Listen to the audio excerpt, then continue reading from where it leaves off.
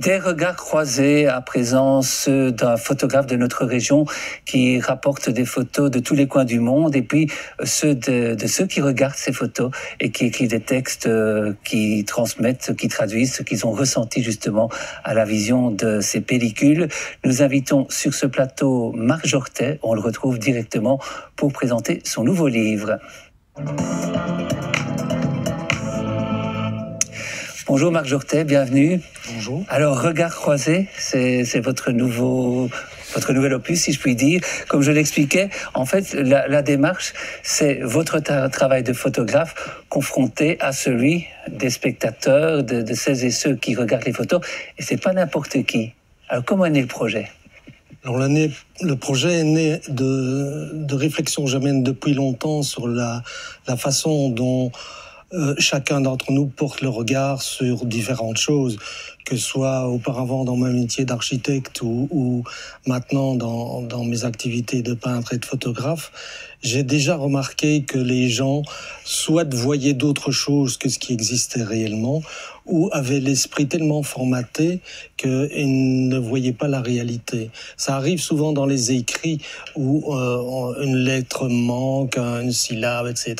Et le cerveau est capable de décoder ce qui n'est pas écrit finalement. Oui, tout à fait. Ce qu'on appelle aussi parfois la lecture en diagonale, qui permet d'aller très vite. Et ça se fait aussi sur les images, j'ai déjà remarqué ça.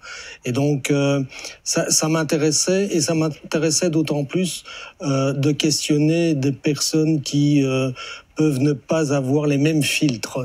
Et c'est la raison pour laquelle j'ai questionné des personnes handicapées adultes, des handicapés légers, de l'ASB Lettini et Astambert.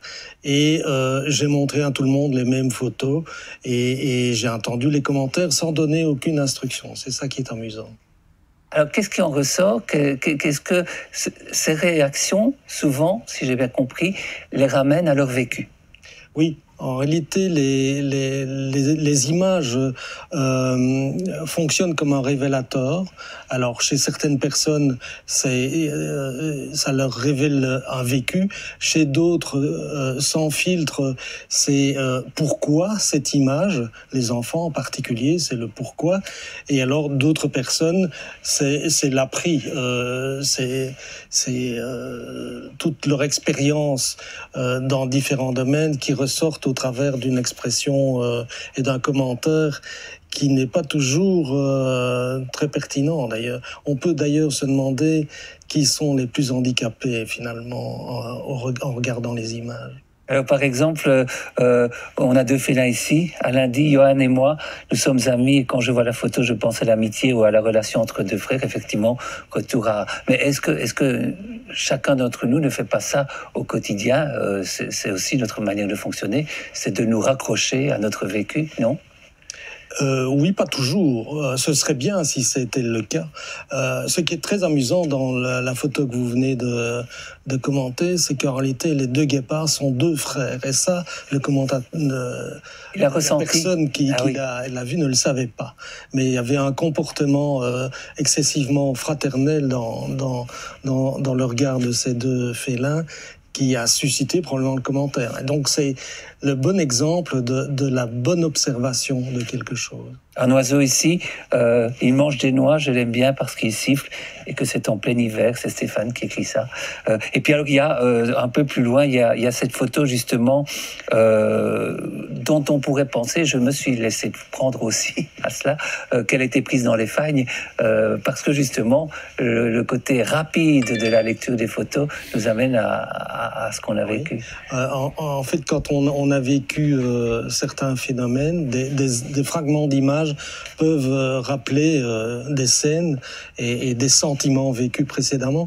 Et dans cette image, il y a une personne qui dit « Moi, ça me rappelle effectivement quand je me promenais avec mon père dans les Hauts-de-Fagne. » Et en réalité, la photo a été prise en Afrique du Sud et ce sont des impalas. Et donc, c'est parce que le regard n'est peut-être pas assez critique, mais c'est peut-être pas voulu, mais en tout cas, ça a suscité quelque chose qui m'intéressait. Et ce qui est intéressant aussi là-dedans, c'est que toujours le régional nous ramène à l'universel. Les attitudes des animaux là-bas sont souvent les mêmes que celles de ceux de chez nous. Parlons aussi des photos, elles sont superbes, mais vous avez voyagé dans tous les coins de la Terre alors? Oui, mais ça n'a pas été fait en 2 ans. Et je l'imagine. Oui, j'ai voyagé énormément et ce sont des photos que j'ai choisies dans ces différents voyages. Il y a notamment une photo qui m'a touché beaucoup, que j'ai photographiée il y a très longtemps au Pérou, dans une mine de sel, oui. Où on voit un manutentionnaire qui remonte un sac de sel qui fait 70 kilos. On est à plus de 2500 mètres d'altitude et il marche à peu près sur un dénivelé de 500 mètres pour sortir ces sacs de sel. C'est assez impressionnant. C'est pas seulement une photo de situation, mais c'est une photo d'évocation. Pour terminer cette interview, vous êtes un photographe qui photographie des animaux. Quel est votre rapport à la patience et au temps? J'apprends. J'apprends la patience. En fait, c'est les animaux qui m'apprennent la patience. Mais dans mon métier, je n'ai jamais été très patient, donc maintenant j'apprends. Vous êtes en plein apprentissage, félicitations. Où peut-on trouver ce livre? Alors, à Verviers... Vraiment une bonne idée de cadeau pour les fêtes de fin d'année. Tout à fait.